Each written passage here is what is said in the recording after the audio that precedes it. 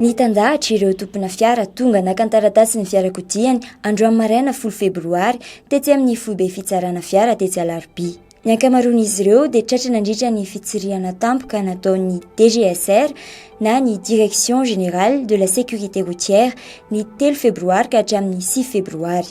Isan'ireo tonga naka ny taratasin'ny fiarany i Bernard.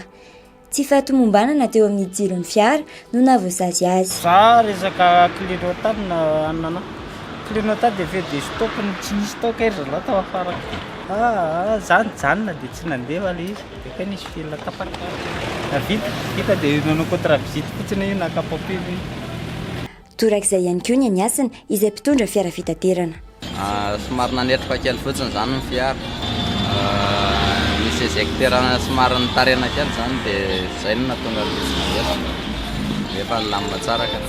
770 tamin'ireo fiara 5 sy 304 no tsirihan'ny DGSR dia voasokajy io tsy tomombana avokoa.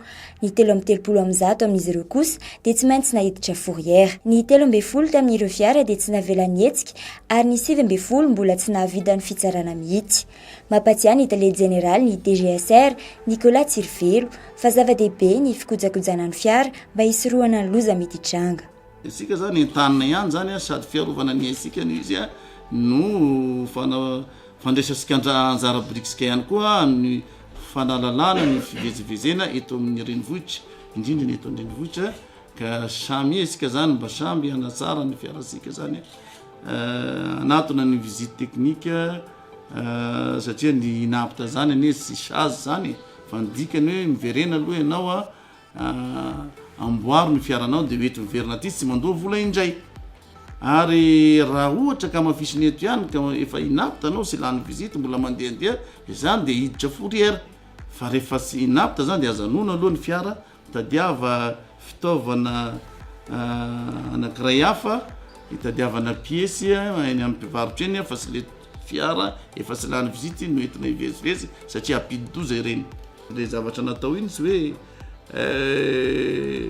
faneriterena isika mpanjifa na isika kirakira fiarakodia fa kosa fomba iray igny zany anentanana asika zany mba hikozakoza ny fiarakodia satria lahy tokana ny aina mampidi-doza izy ireny raha tsy voakozakoza. Na dia anisan'ireo voasazy aza hiasana dia resy lahatra ary manaiky fa ilaina ny hetsika toy izao ho fanatsarana ny fitaterana eto Madagasikara. Azo lazaina aloha hoe misy zavatra tsara ihany mba manatsara an'le transport zany le tsika zao firenena mandroso dia tsy maintsy mandeha zany ny zavatra hoe fanatsarana sy ny anona dia tsy maintsy manaraka ny sy baikin'ny ao ambony.